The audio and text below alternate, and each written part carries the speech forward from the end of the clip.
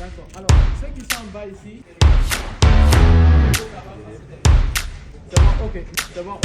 C'est bon, ok. Des accompagnateurs techniques et même au travers du comité scientifique, le jury qui va les accompagner en termes de conseils pour peaufiner, pour améliorer le projet. Le souhait, c'est que d'ici quelques années, à la suite de ce projet, on puisse avoir des Burkinabés qui utilisent dans leur ménage, dans leur quotidien, des solutions made in Burkina Faso et que nous pourrions même exporter à l'international. Le concours va durer entre 6 et 8 mois. Nous avons près de 302 inscrits. À la suite de ces 302 inscrits, nous retiendrons, après un premier écrémage, autour de 100 projets. À la suite de ces 100, nous retiendrons 50.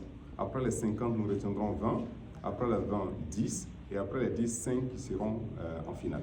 Les domaines sont variés. L'agriculture, la santé, la sécurité, l'intelligence artificielle, le numérique. Voilà, autant de secteurs aujourd'hui qui sont investis par les technologies.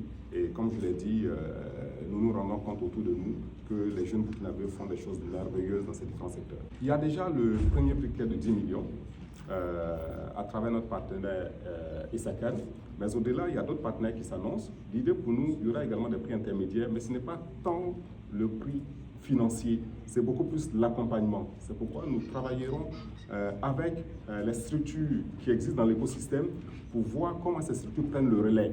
Nous, à la limite, nous serons un révélateur de talent et nous verrons comment les structures en charge, justement, qui ont plus de compétences, qui sont plus nantis en termes de ressources que nous, pour accompagner ces jeunes afin qu'ils puissent véritablement aller jusqu'à la finalisation de leur projet.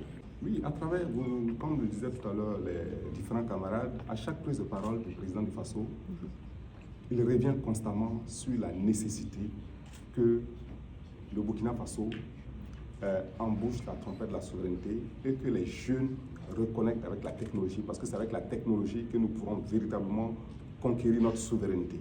Donc, nous apportons notre pierre à la matière en sachant que des choses sont déjà faites, énormément de projets, énormément de cadres sont déjà créés, mais en permettant à un média de se mettre sur ce chantier, nous apportons un plus. Comme dirait quelqu'un, nous apportons notre part de colibri qui vient essayer d'éteindre le feu.